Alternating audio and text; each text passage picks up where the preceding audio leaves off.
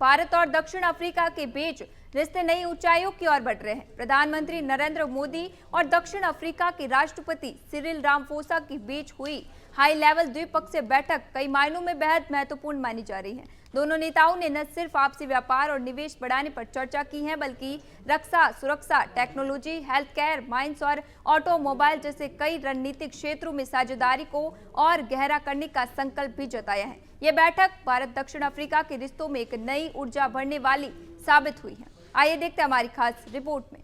Johannesburg में हुई G20 शिखर सम्मेलन के बीच भारत और दक्षिण अफ्रीका की कूटनीतिक गर्माहट साफ झलकती है, जब प्रधानमंत्री नरेंद्र मोदी और राष्ट्रपति सिरिल रामाफोसा एक अहम द्विपक्षीय बैठक में आमने सामने बैठे हैं। एक ऐसी बैठक जिसने न सिर्फ दो देशों के रिश्तों को नई दिशा दी है, बल्कि वैश्विक एजेंडे को भी बदलने का संदेश दिया है। जोहान्सबर्ग में G20 शिखर सम्मेलन के दौरान प्रधानमंत्री नरेंद्र मोदी ने दक्षिण अफ्रीका के राष्ट्रपति सिरिल रामाफोसा के साथ अहम द्विपक्षीय बैठक की, जिसमें विदेश मंत्री एस जयशंकर, विदेश मंत्रालय के सचिव सुधाकर दलीला और दोनों देशों के वरिष्ठ अधिकारी मौजूद रहे। इस मुलाकात में द्विपक्षीय संबंधों की वर्तमान स्थिति के साथ साथ सुरक्षा सहयोग, आर्थिक साझेदारी और लोगों के बीच कनेक्टिविटी बढ़ाने पर विस्तृत चर्चा हुई है। राष्ट्रपति कार्यालय ने बैठक का वीडियो साझा करते हुए बताया कि ये बातचीत भारत दक्षिण अफ्रीका की रणनीतिक साझेदारी को और मजबूत बनाने की दिशा में महत्वपूर्ण रही। पीएम मोदी के स्वागत में राष्ट्रपति रामाफोसा ने जोहान्सबर्ग में गर्मजोशी दिखाई।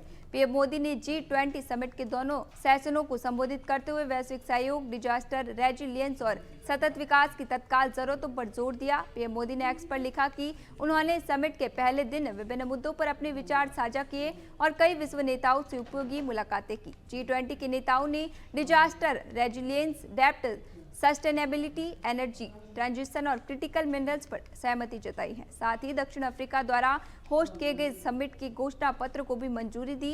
ये सम्मेलन एकजुटता, समानता और सस्टेनेबिलिटी थीम पर केंद्रित है। घोषणा पत्र में चेतावनी दी गई है कि लगातार बढ़ती आपदाएं विकास की गति को कमजोर कर रही हैं और देशों की रिस्पांस सिस्टम पर भारी दबाव डाल रही हैं। नेताओं ने इस बात पर जोर दिया कि प्राकृतिक आपदाएं सतत विकास की यात्रा में रुकावट पैदा करती हैं और खासकर छोटे द्वीपीय और सबसे कम विकसित देशों के लिए मजबूत आपदा प्रतिरोधी क्षमता और लोगों पर केंद्रित दृष्टिकोण बेहद जरूरी है। बैठक में ऊर्जा पहुंच और एनर्जी ट्रांजिशन पर भी विशेष चर्चा हुई, जहां ये तथ्य सामने आया कि आज भी 600 मिलियन से अधिक अफ्रीकियों के पास बिजली की पहुंच नहीं है, जो वैश्विक असमानताओं की गंभीर तस्वीर पेश करता है।